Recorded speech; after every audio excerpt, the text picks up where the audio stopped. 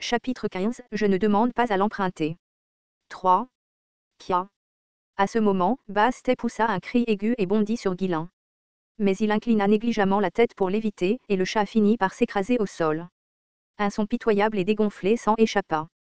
Guilain hocha la tête et rit. Quel drôle de chat! Tu ferais mieux de le surveiller. Je ne veux pas faire de mal aux animaux. Bastet se hérissa et lança un regard noir à Guilain, mais il n'attaqua pas à nouveau. Voyant le chat agir exactement comme son propriétaire, Guilain ne put s'empêcher de rire. En parlant de ça, ton chef de la sécurité. Il s'appelait Bernarf. Vous semblez assez proches tous les deux. Guilain se rappela qu'après qu'Amélia soit montée au rang de comte Répoldé, elle avait épousé son garde du corps, Bernarf. Il avait lancé ce commentaire en se basant sur le peu qu'il savait, mais au milieu avait complètement mal compris. Pas question. Est-il jaloux parce que je suis proche de mon garde du corps? Comment pouvait-il y avoir un imbécile aussi pathétique? Il était vrai qu'elle était particulièrement proche de Bernarf. Après tout, elle avait personnellement accueilli ce simple paysan et l'avait élevé là où il était maintenant. C'était un homme talentueux et capable, et elle l'estimait beaucoup. Mais leur relation n'avait rien à voir avec ce que Guilain insinuait. Alors que ses pensées continuaient, le visage d'Amélia pâlit soudainement. Et si ce faux répandait des rumeurs ridicules? Si la nouvelle se répandait qu'elle, qui était fiancée, était tombée amoureuse de son garde du corps, cela apporterait une honte éternelle à sa famille. C'est une idée ridicule, mais si cela sort de la bouche de ce type, ce sera comme jeter de l'huile sur le feu. Beaucoup de gens dans son domaine savaient qu'Amélia chérissait Bernarf. Certains racontaient même qu'elle avait pris un beau garçon et l'avait nommé chef de sa garde rapprochée. C'était aussi un secret de Polichinelle que Bernarf avait des sentiments pour elle. Les problèmes actuels causés par la guilde marchande d'Axiom lui donnant déjà mal à la tête, elle n'avait pas l'énergie de gérer un autre problème. Emilie resta silencieuse un moment, avalant sèchement avant d'ouvrir enfin la bouche. Et qu'en est-il de la guilde? Est-ce que tu as enquêté sur moi? Peut-être que Guilain l'aimait tellement qu'il avait fouiné, essayant de déterrer des informations. Puis, quand il a découvert qu'elle était plus proche de Bernarf qu'il ne le pensait, il a peut-être essayé de lui extorquer de l'argent par dépit.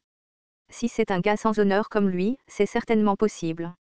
Cependant, Guilain ne montra aucun signe de jalousie ou d'autre émotion. Eh bien, je connais juste quelqu'un, c'est tout. Je l'ai entendu par hasard. Guilain haussa les épaules nonchalamment comme si ce n'était pas grave.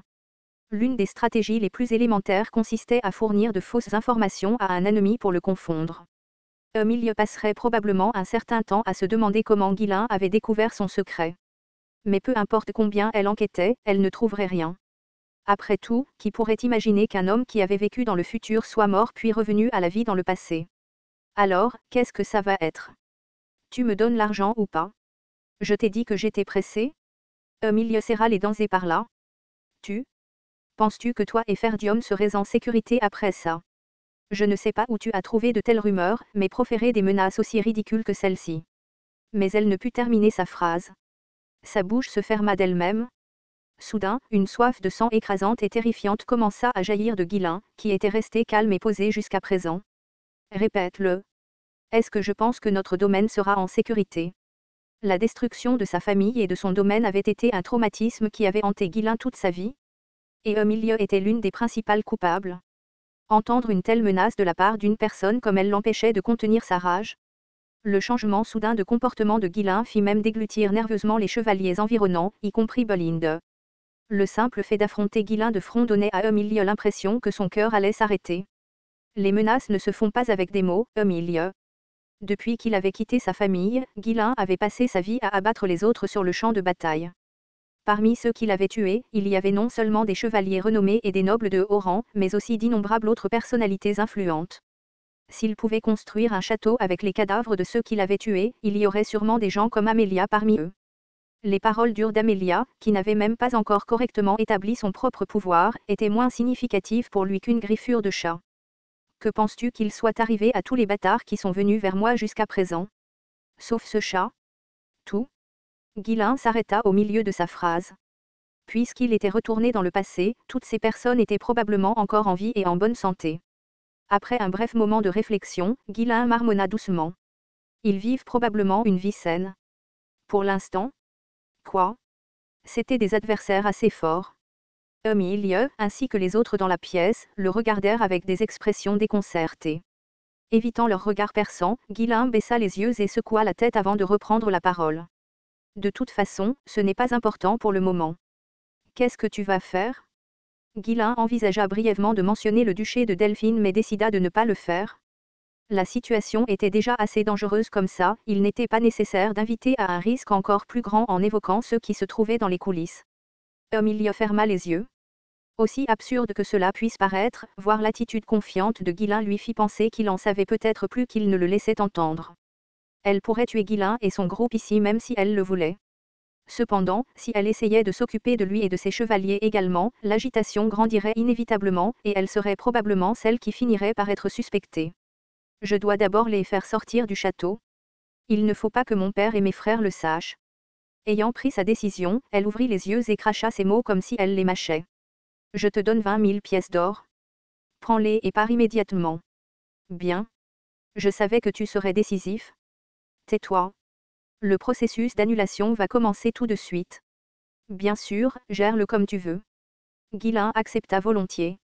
Après tout, avec autant d'argent en main, qu'est-ce qu'une annulation? Emilia le regarda un moment avant de parler d'une voix atténuée. Tu as beaucoup changé? Tu es l'une des personnes qui m'ont fait changer? Emilia n'avait aucun moyen de connaître la véritable raison de la transformation de Ghislain. Sans attendre de réponse, il se détourna. Sa voix, lourde de ressentiment, l'arrêta net. Tu penses vraiment que quelque chose va changer simplement parce que quelqu'un comme toi l'a fait? Se mettre en danger pour de petites jalousies et de l'argent? Tu es toujours aussi stupide. Pense ce que tu veux. Tu regretteras ce qui s'est passé aujourd'hui. J'ai hâte d'y être. Emilia n'était pas le genre de femme à laisser passer une telle chose. Elle essaierait probablement tous les plans possibles pour faire taire Ghislain à l'avenir. Même ainsi, c'était un risque qui valait la peine d'être pris. Avec 20 000 pièces d'or, il aurait juste assez de capital pour commencer ce dont il avait besoin. Emilia, cette fois, je m'assurerai de te prendre la tête. Ne pense pas que tu puisses continuer à courir comme dans notre vie précédente. Alors que Ghislain quittait la salle d'audience, son expression était tout aussi froide et dure que celle d'Amélia. Les deux, dont la relation avait été liée par un engagement formel, avaient maintenant traversé une rivière d'où il n'y aurait pas de retour. Astérisque astérisque astérisque. Même longtemps après le départ du groupe de Ghislain, Emilia ne pouvait pas calmer sa colère bouillonnante. Ghislain Ferdium. Comment osait-il me menacer? Être menacé par un tel homme et même se faire extorquer de l'argent. C'était sans doute la plus grande humiliation de sa vie. Je dois le faire taire, quoi qu'il arrive. Elle se mordit la lèvre, le visage tordu de frustration. Le duc de Delphine était un homme effrayant. Si des rumeurs sur le pacte secret qu'il avait passé commençaient à se répandre, il couperait sans doute les ponts sans hésiter. Elle n'y échapperait pas une fois qu'elle avait décidé de s'allier à lui. Je ne peux pas me permettre de perdre leur faveur tant que je n'ai pas accumulé suffisamment de pouvoir. Le plan du duché de Delphine était déjà en marche. S'il ne pouvait pas renverser un domaine de l'intérieur, comme celui de Ferdium, il l'attaquerait de l'extérieur. Dans des régions comme le domaine de Répoldé, où il y avait du potentiel, ils investiraient et prendraient le contrôle. Ils affaiblissaient le pouvoir de chaque domaine qui n'était pas allié avec eux. Oui, je vais devoir le tuer. Il n'y avait aucune hésitation, aucune culpabilité. Dans la société noble, il était courant de tuer même des parents par le sang si nécessaire. D'abord, je le tuerai. Ensuite, si j'ai besoin d'une excuse, j'en trouverai une après. Elle ne se souciait pas que des soupçons surgissent quant à sa responsabilité dans la mort de Ghislain. Le faire taire concernant la guilde des marchands était bien plus important. Après tout, les morts ne parlent pas. Bernarf. Amène-moi Bernarf, tout de suite. Ayant pris sa décision, Amélia cria. Peu de temps après, un homme grand et beau aux épais cheveux blonds entra dans la pièce. Tu m'as appelé. Bernarf. Miaou. Bernarf tressaillit en voyant Amélia furieuse et Bastel la fusillant du regard. Il demanda prudemment. Que se passe-t-il? Tu es Ghislain. Ce bâtard connaît mon secret. Quoi? Qu'est-ce que tu veux dire par là? Que sait-il exactement? Après avoir entendu toute l'histoire, l'expression de Bernarf devint sérieuse. Il réfléchit un moment avant d'acquiescer. Ce n'est pas une bonne situation. Mais tu n'as pas besoin de t'inquiéter trop. C'est un homme pathétique qui n'a pas la capacité de faire quoi que ce soit. Il est probablement juste venu ici pour t'extorquer de l'argent. Mais si ce bâtard ouvre sa bouche sans précaution, tout pourrait s'effondrer. Nous devons être prudents en ce moment.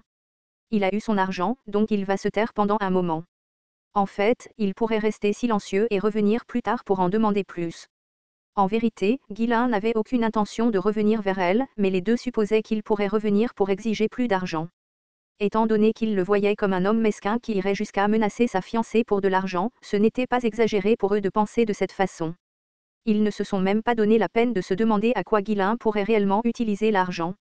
Ils ont simplement supposé qu'il le gaspillerait en jeu de hasard ou en divertissement, ou au mieux, qu'il l'utiliserait pour soutenir un peu sa misérable propriété. La réputation de délinquant de longue date de Ghislain a joué un rôle important dans la formation de leur perception. Même s'il avait vu un changement chez lui, les préjugés ne s'effaçaient pas si facilement. Milieu a sorti une carte de la bibliothèque et a pointé un endroit avec son doigt. Tuez-le ici. Nous éviterons les regards indiscrets à cet endroit. Récupérez aussi l'argent. L'endroit qu'Amelia a indiqué était une vallée entourée de basses montagnes. C'était le chemin le plus rapide pour aller du château de Répoldé au domaine de Ferdium. Comme c'était un chemin étroit, une embuscade pouvait facilement venir à bout du petit groupe de Ghislain. Cependant, Bernard secoua la tête. Tout le monde sait déjà que le jeune maître Ghislain était ici. Cela pourrait éveiller les soupçons. Et si nous faisions croire que des bandits ou des monstres l'ont attaqué? Si on découvre que nous sommes impliqués, la colère du comte Ferdium sera sur nous. Il n'y a rien à gagner d'un conflit avec le domaine de Ferdium, surtout avec les questions importantes qui nous attendent. Tant que nous ne nous faisons pas prendre, tout ira bien. L'insulte qu'il m'a faite est une chose, mais nous ne pouvons pas laisser une menace potentielle comme lui tranquille. Nous ne pouvons pas utiliser nos chevaliers. Alors envoyer des mercenaires ou des assassins. Nous avons investi dans ces gars pour des moments comme celui-ci. Utilisez-les. Enfin, Bernard faucha la tête en signe d'accord. Milieu avait raison. C'était risqué, mais tant qu'il ne laissait pas de traces, il n'y aurait pas de réel danger. Ghislain était déjà un paria sur le territoire de Ferdium, donc personne ne lui prêterait beaucoup d'attention. Compris. Je vais m'assurer qu'ils sont parfaitement préparés. Milieu regarda Bernard avec des yeux froids. Contrairement à ce pathétique Ghislain, Bernard était tout à fait capable. Si Bernard bougeait, s'occuper de quelqu'un comme Ghislain ne poserait aucun problème. Bien. Assurez-vous que cela se fasse discrètement avant que des rumeurs ne se répandent. Je m'en occuperai sans problème. Très bien, vas-y. Je vais finir ça rapidement et je reviens. Bernard fronça légèrement les sourcils, s'assurant qu'Amelia ne puisse pas voir. Grâce à Ghislain, il semblait que les choses allaient être assez pénibles pendant un certain temps. Soupir, pourquoi ce bâtard doit-il provoquer un tel mal de tête? Tout ce qu'il voulait, c'était rester aux côtés d'Amelia, mais le monde semblait déterminé à lui rendre la tâche difficile. Au moins, avec l'annulation repoussée, c'est une bonne chose pour moi, non? Bernard jeta un regard envieux à Milieu en quittant la pièce. Il ne se souciait pas de Ghislain ou de quoi que ce soit d'autre, il voulait juste finir la tâche rapidement et retourner aux côtés d'Amelia.